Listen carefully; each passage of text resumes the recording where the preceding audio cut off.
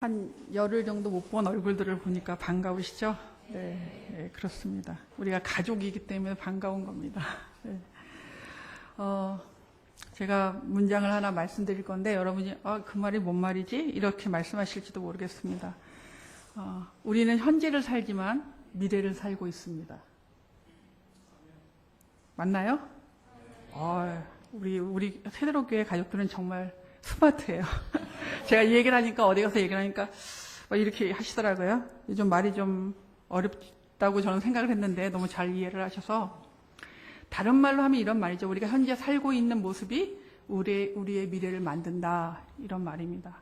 현재 살고 있는 모습만이 우리 미래에 영향을 미치는 100% 요인은 아니긴 합니다. 하나님의 역사도 있을 수 있고 사회적인 환경도 있을 수 있고 여러 가지 요인들은 있지만, 많은 부분은 현재 우리의 삶이 미래의 삶의 질을 결정할 확률이 되게 높습니다.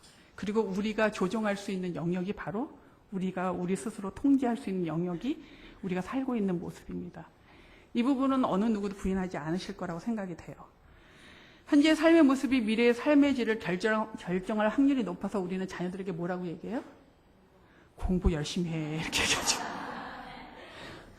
네, 그 다음에 미래에 건강하게 살고 싶어서 뭘 많이 합니까? 운동해야지. 예, 매일 운동해야 된다고 말만 하고 숨쉬는 운동만 하고 있습니다, 저는. 네. 조금 더 쉽게 얘기하면 이런 얘기죠. 만약 여러분들이 골프에 관심이 있어서 오늘부터 하루에 한두 시간씩 매일 골프 연습을 하면, 포기하시지 않는다면 한 1, 2년이 지난 후에 필드에 나가서 다른 사람들과 그냥 뭐 선수 수준은 아니라도 즐겁게 게임을 할 수 있는 정도의 수준이 되지 않겠습니까? 우리가 현재 어떻게 하느냐가 우리의 미래의 모습이 될 확률이 높다는 것입니다. 그리고 이 원리는 골프 같은 우리의 일상사에 관한 것에만 적용되는 일이 아닙니다. 우리의 삶의 모든 영역의 기본 법칙이죠. 어느 정도는. 그리고 우리의 영적인 생활, 그리고 신앙생활에도 이 원리가 적용이 됩니다. 만약에 우리가 지금 처한 상황에서 계속해서 불신하고 불평하고 이렇게 살아간다면 우리의 미래는 아마 황폐하고 허무한 모습밖에 기대할 수 없을 것입니다. 우리로 불평하게 하거나 힘들게 하는 그 문제에 우리는 믿음의 씨앗을 뿌려야 됩니다.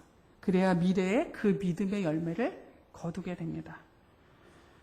제가 여러분이 원하는 미래를 한번 나름대로 얘기해 보겠습니다. 이거 말고도 많으실 것 같아요. 근데 제가 혼자 한번 생각해 봤습니다. 우리 모두는 자신이 지금 처한 상황이나 여건에 상관없이 다음과 같은 미래를 원할 것입니다. 우리는 하나님께서 주시는 복을 누리기를 원할 겁니다. 그렇죠? 네, 우리는 하나님이 주시는 은혜와 평안함 속에서 건강하게 남은 여생을 보내고 싶을 것입니다. 네, 우리는 환경이 좋든지 나쁘든지 믿음 안에 승리하기를 원할 겁니다. 또 우리의 자녀들이 주 안에서 믿음의 자녀로 하나님의 은혜를 누리면서 살기를 원할 것입니다. 네, 이거 말고도 많으시죠? 근데 이렇게 하나님의 놀라운 은혜와 평안함을 누리는 미래를 만들기 위해 지금 우리는 어떻게 해야 할까요? 오늘 시편 126편에 그 답이 나와 있습니다. 우리 함께 나누어 읽을까요? 시편 126편입니다. 저와 성경이 같으시면 898쪽입니다. 시편 126편.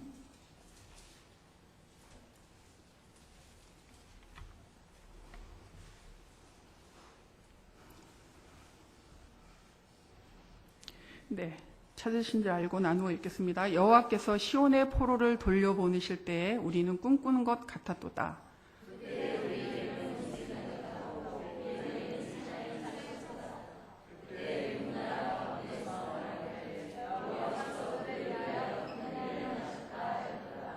여호와께서 우리를 위하여 큰 일을 행하셨으니 우리는 기쁘도다.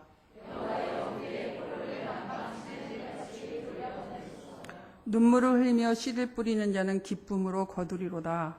울며 씨를 뿌리러 나가는 자는 반드시 기쁨으로 그 곡식단을 가지고 돌아오리로다. 아멘. 네, 오늘 우리가 읽은 시편 126편은요. 예배를 위해 성전으로 나아가면서 하나님을 찬양하고 하나님의 도우심을 구하는 시입니다. 이 시편은 크게 두 부분으로 나눠져 있는데요. 1절부터 3절까지는 바벨론 포로에서 돌아온 이스라엘 백성들이 기쁨과 환희에 차 있는 모습을 보여주고 있습니다.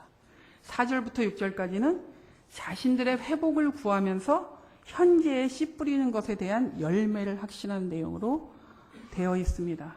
오늘 설교의 질문은 이겁니다. 어떻게 하면 우리의 처한 환경과 관계없이 하나님의 놀라운 은혜와 평안함을 누리는 미래를 만들 수 있을까? 오늘 이 120편, 시편 126편의 말씀에서는 고통 중에라도, 어려운 중에라도, 눈물의 씨앗이 될지라도, 씨앗으로 느껴질지라도, 여러분 믿음의 씨앗, 생명의 씨앗, 소망의 씨앗을 심으라, 이런 얘기를 하고 있습니다. 우리가 시편 126편을 좀 더 자세히 살펴보면서 하나님 우리에게 구체적으로 말씀하시는 것이 무엇인지 한번 보도록 하겠습니다. 하나님의 놀라운 은혜와 평안함을 누리는 미래를 만들기 위해서 첫 번째는 과거에 크고 놀라우신 일을 행하신 그 하나님께서 지금도 우리와 함께 하신다는 것을 확신하십시오. 1절에 여호와께서 시온의 포로를 돌려보내실 때라는 시간적인 표현이 나옵니다.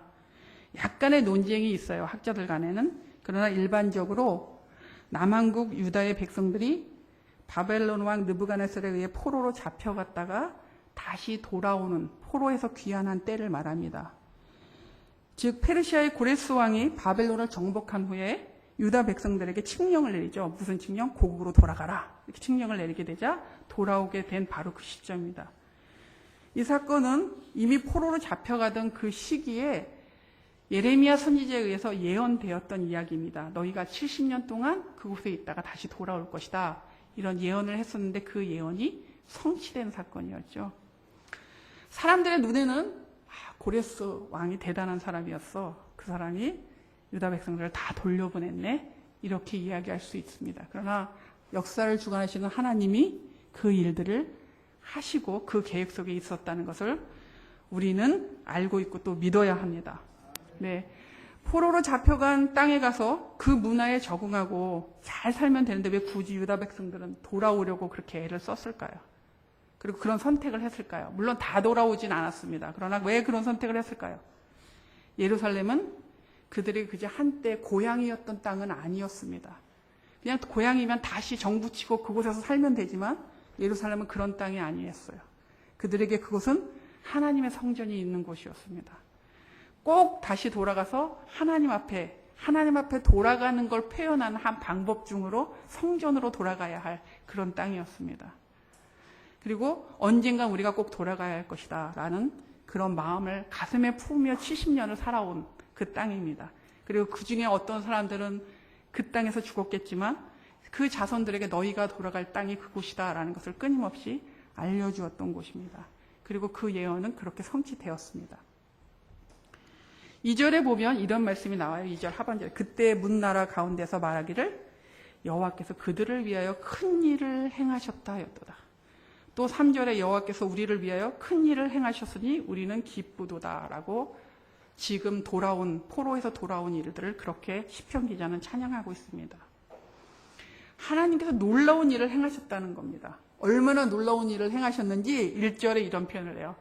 우리가 꿈꾸는 것 같았도다 이렇게 표현을 합니다. 꿈인지 생긴지 모르겠다 이럴 정도로 놀라운 일이었던 거죠. 70년간의 포로 생활로 그 주변 국가에서도 국가로서의 존재 자체를 잊혀지고 있었고 또 본인들도 본인들의 정체성을 잃고 있었던 사람들도 아마 있었을 것입니다. 하나님의 백성이라는 정체성을 잃고 그렇게 사는 사람도 있었을 것이라고 생각이 돼요. 그러나 70년간의 포로 생활로 잊혀진 존재가 되었을 유다를 누구는 절대 안 잊으셨는데 하나님은 절대 안 잊으셨습니다. 기억하고 계셨고 그들을 다시 예루살렘으로 돌리셨습니다. 이웃 나라들도 그 나라가 다시 회복될 것인가? 라는 생각을 할 수 없었었는데 지금 그 나라가 다시 회복되는 것을 보고 하나님을 찬양하고 있습니다. 포로가 되어 바벨론 땅에 거했을 때도 그리고 돌아와서 기뻐하면서 그 일이 모두 누가 행하셨다? 하나님이 행하셨다. 라는 일을 선포하고 있습니다. 이 말은 하나님께서 그들의 삶에 함께 하셨다는 말을 선포하는 것이죠. 3절에 이런 말씀이 있어요. 우리를 위하여 큰 일을 행하셨으니. 그래서 우리를 위하여라는 표현은 원문에 보면 우리를 위하여라는 표현보다 우리와 함께 하여서라는 표현이 더 적절하다고 이야기를 합니다. 하나님께서 유다 백성과 함께 하셔서 큰 일을 행하셨다는 겁니다. 하나님께서는 어려운 순간마다 이스라엘 백성에게 하나님의 모습을 드러내셨습니다. 여러 가지 성품을 나타내시면서 준비하시는 여호와의 이레의 하나님으로, 또 평강을 주시는 여호와 샬롬의 하나님으로, 어떨 때는 전능하신 하나님 엘 샤다이의 하나님으로, 승리를 주시는 여호와 니시의 하나님으로 이스라엘 백성들에게 나타나시고 일하셨습니다. 그 하나님이 우리의 하나님이 되시고 우리 가운데 그 능력으로 임하시는 분이십니다. 그 하나님께서 우리의 하나님이 되셔서 우리의 삶을 유다 백성들을 인도한 것처럼 인도하고 계시다는 겁니다. 그래서 그들 가운데 역사했던 그 하나님을 생각하며 우리가 미래를 바라볼 때 그 하나님을 굳건히 붙잡아야 된다는 것입니다. 그 하나님이 우리에게 누구를 주셨습니까? 예수 그리스도를 주셔서 예수 그리스도를 내어주심으로 우리를 구원해내시는 큰 일을 행하시는 하나님 아버지이십니다. 하나님의 신실하심을 믿고 그 어떤 상황에서도 하나님을 의지할 때 하나님은 은혜와 평강이 넘치는 그런 삶을 우리에게 약속하고 있으시고 그런 미래를 보장하고 계십니다. 하나님의 놀라운 은혜와 평안함을 누리는 미래가 되기 위해서 두 번째는 하나님이 주시는 회복을 구해야 합니다. 회복. 오늘 본문 4절에 보면 여호와여 우리의 포로를 남방 시내들을 같이 돌려보내소서라는 말씀이 나옵니다. 여기 나오는 돌려보내소서와 1절에 나오는 시온의 포로를 돌려보내실 때 돌려보낸다는 말은 회복을 말합니다. 1절에는 과거의 포로에서 회복시킨 것을 말하고 있다면 여기 4절에서는 무슨 얘기를 하고 있냐면 현재의 회복을 구하고 있는 것입니다.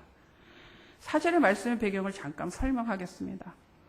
포로에서 돌아온 유다 백성들은 하나님께서 자신들을 회복시킨 것을 감사했고 찬양을 했습니다. 1절과 2절과 3절에서. 그러나 그들의 현실은 그렇게 쉬운 상황은 아니었습니다. 70년 동안 땅이 버려져 있었기 때문에 땅은 황폐하고 또 가뭄으로 고생했습니다. 오랫동안 방치되었던 땅이었기에 황폐되어 있었고요. 또 하나님께서 은혜를 베푸시지 않으셔서 어려운 상황 가운데 있었습니다. 하나님께서 은혜를 베푸시지 않았던 이유는 성전 재건축과 관련이 되어 있습니다. 포로에서 귀환하여 제일 처음 한 일이 여호와의 전을 다시 짓는 일이었습니다. 이 성전을 스룹바벨이란 첫 번째 포로 귀환을 인도했던 지도자 스룹바벨의 지휘 아래 스룹바벨의 성전을 짓기 시작했는데 그 성전이 완성됐을 때 스룹바벨의 지휘 아래 이루어졌기 때문에 스룹바벨 성전이라고 이야기를 하고 있습니다. 근데 성전이 한 번에 쭉 이렇게 지어진 게 아니고요. 성전을 짓다가 중간에 여러 가지 방해로 인해 성전을 짓는 일을 중단하게 됩니다. 자그마치 16년 동안이나 성전 짓는 일을 방치하게 됩니다. 그 사이에 사람들은 자기 집을 짓고 아주 평안하게 잘 사는 상황이 된 거죠. 이에 하나님께서 학개 선지자를 통해서 책망하십니다. 학개 1장 10절에서 11절에 보면 그때의 상황을 다음과 같이 이야기합니다.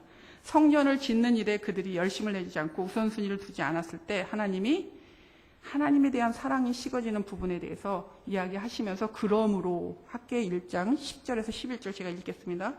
그러므로 너희로 말미암아 하늘은 이슬을 그쳤고 땅은 산물을 그쳤으며 내가 이 땅과 산과 곡물과 새 포도주와 기름과 땅의 모든 소산과 사람과 가축과 손으로 수고하는 모든 일에 한재를 들게 하였느니라. 이런 말씀이에요. 하늘에서는 이슬이 안 내리고 그때 사막 기후에서 이슬이 내리는 건 되게 중요합니다. 물을 공급하는 방법이었죠. 땅에서 뭐가 안 나는 거예요? 소출이 안 나는 겁니다.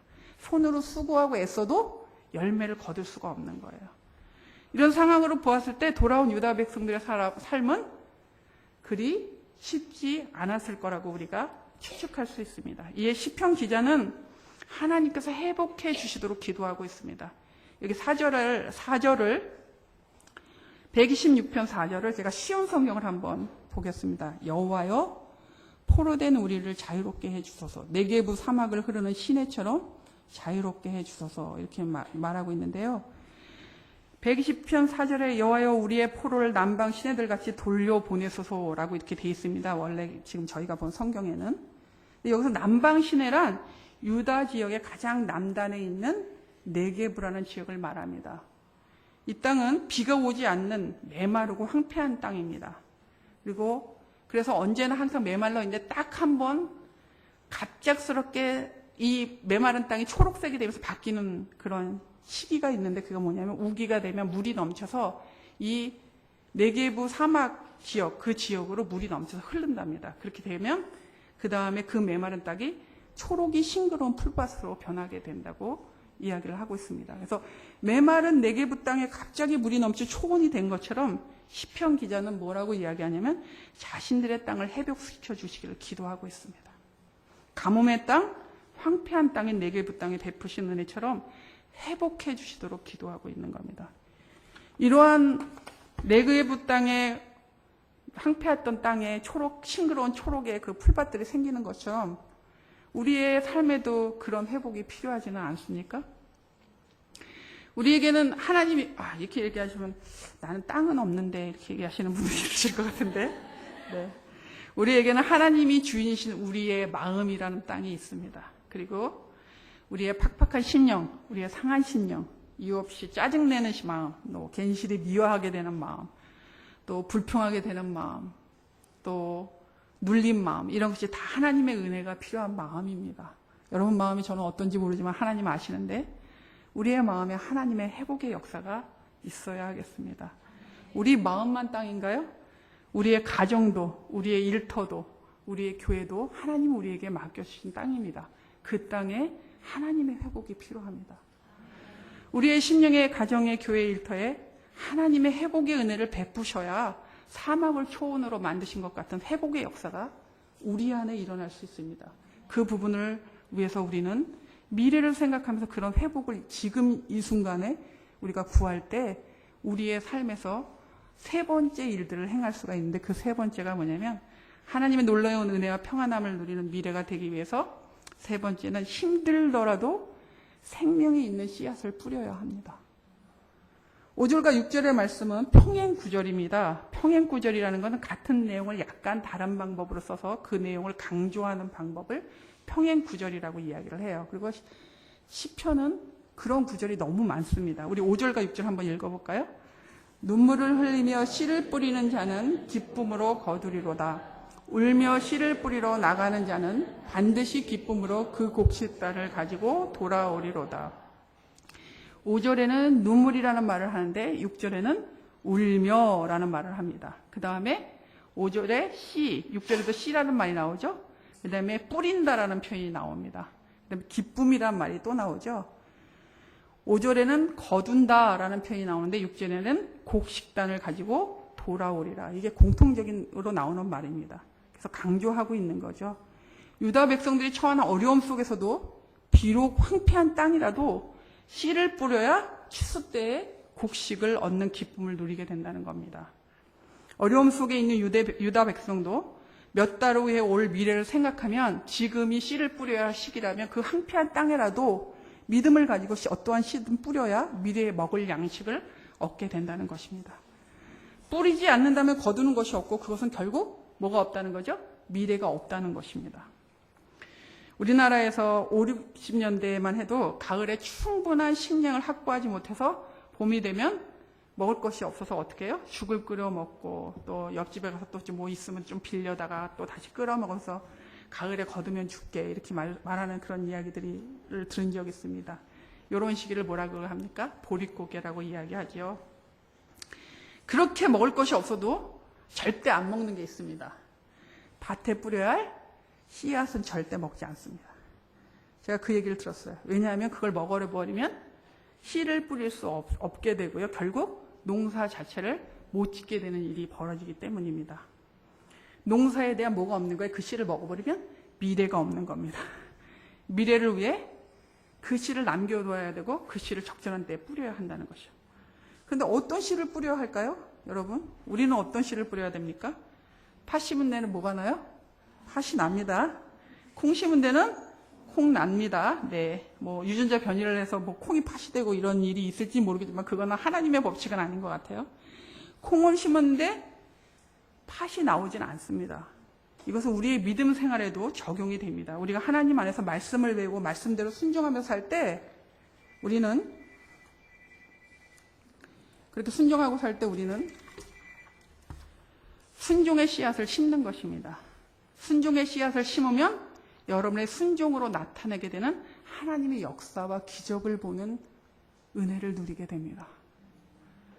어떤 청년이 있었어요. 주일에 교회는 잘 나오는데 하나님을 아는 것에 대한 열심이 없고 별로 그렇게 열심히 있는 청년이 아닙니다. 그 청년부를 담당했던 목사님이 청년에게 부탁을 했어요. 공부하는 게 참 힘들지요. 그런데 공부 열심히 하는 것처럼 매일 성경 한 장씩이라도 읽고 기도하고 공부를 시작하면 어떨까요? 이렇게 물었습니다.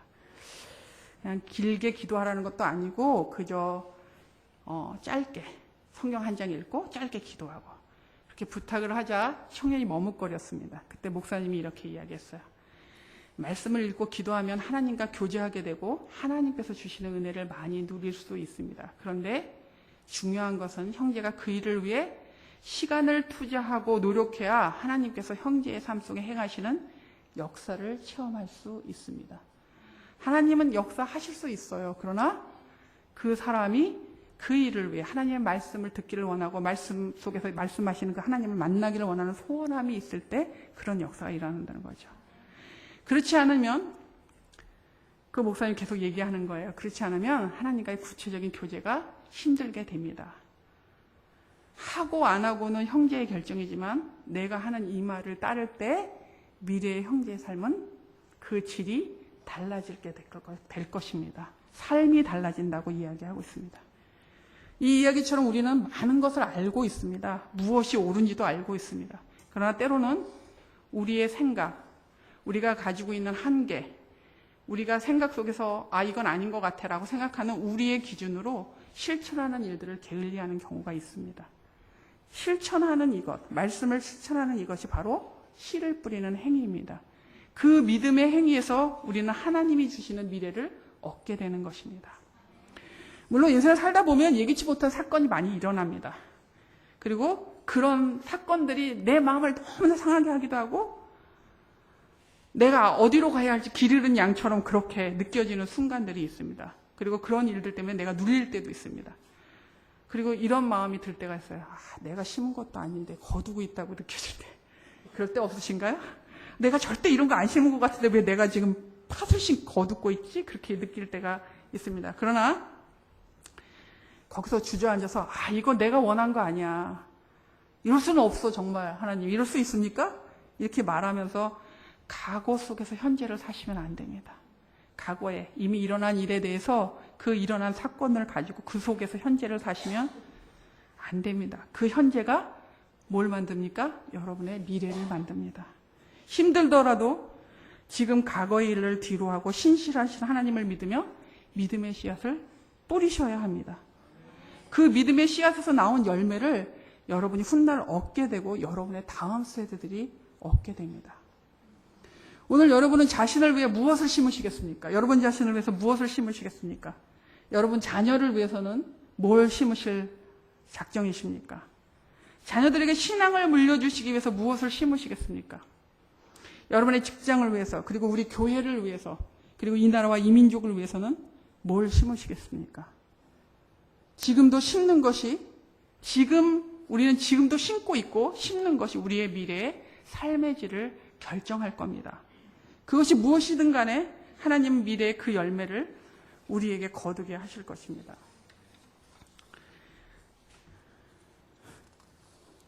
네, 헷갈리고 있군요. 하나가.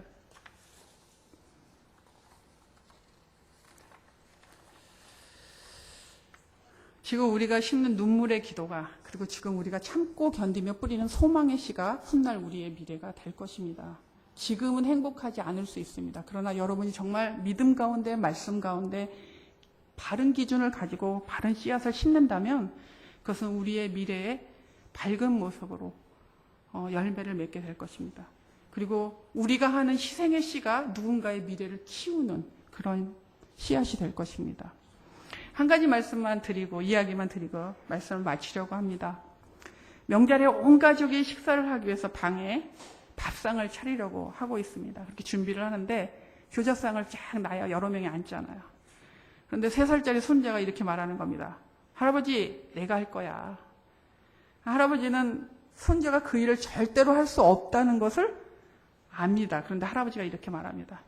그래, 네가 한번 해보렴. 대신에 할아버지가 조금만 도와줄게. 그리고 상을 잘 폈습니다. 그러자 할아버지가 손자를 칭찬하는 겁니다. 이렇게. 야, 우리 손자 정말 대단하네. 여러분, 정말 누가 상을 폈습니까? 네, 할아버지가 상을 폈지만 손자를 칭찬하죠. 그게 우리 아버지, 우리 하나님 아버지의 마음입니다. 여러분이 말씀에 순종하며 눈물의 씨앗을 뿌릴 때 이 손자를 도와주는 할아버지처럼 하나님은 우리가 눈물로 뿌리는 말씀과 순종의 씨앗을 자라게 하셔서 우리에게 거두는 기쁨을 주실 겁니다. 네, 하나님의 놀라운 은혜와 평안함을 누리는 미래가 되기 위해서 크고 놀라우신 일을 행하시는 하나님을 나의 하나님으로 꼭 기억하시기 바랍니다. 그리고 하나님이 주시는 진정한 회복을 구하십시오. 우리의 마음 가운데 하나님의 정말 회복이 필요한 부분이 무엇인지 생각해 보시고 그 회복을 위해 주님 앞에 기도하십시오. 그럴 때 주님은 우리를 마른 땅을 샘물나게 하는 역사들이 우리의 마음 가운데 일어나게 해주실 줄 믿습니다. 네. 눈물로 흘리면서 힘들더라도 믿음과 사랑과 소망의 씨를 뿌려야 합니다. 그럴 때 우리는 하나님께서 거두시는 열매를 함께 누리는 복을 얻게 될 것입니다. 우리 함께 기도하고 통성을 잠깐 기도하겠습니다. 오늘 말씀을 생각하면서 첫 번째는 하나님께서 우리의 삶을 얼마나 신실하게 인도하셨는지를 감사하고 하나님의 하나님 되심을 선포하는 기도를 했으면 좋겠습니다. 하나님 우리를 구원하셨고요. 여러분이 삶의 구비마다 어려울 때마다 하나님은 지나고 나면 그 길들을 피해갈 수 있는 길들을 내셨던 것을 기억해 주시기 바랍니다. 그리고 그 하나님을 찬양하며 선포하는 그런 기도를 해주시고요. 두 번째는 우리를 회복해달라고 기도합시다. 우리의 마음과 가정과 일터와 교회와 이 나라 이 민족의 회복의 역사를 일으켜주셔서 네게부 땅의 변화처럼 변화가 일어나도록 그런 역사가 일어나도록 기도해 주시기 바랍니다. 세 번째는 믿음의 씨, 순종의 씨를 심겠다는 결단하는 기도를 드렸으면 좋겠습니다. 우리 합심해서 그렇게 잠깐 기도하겠습니다.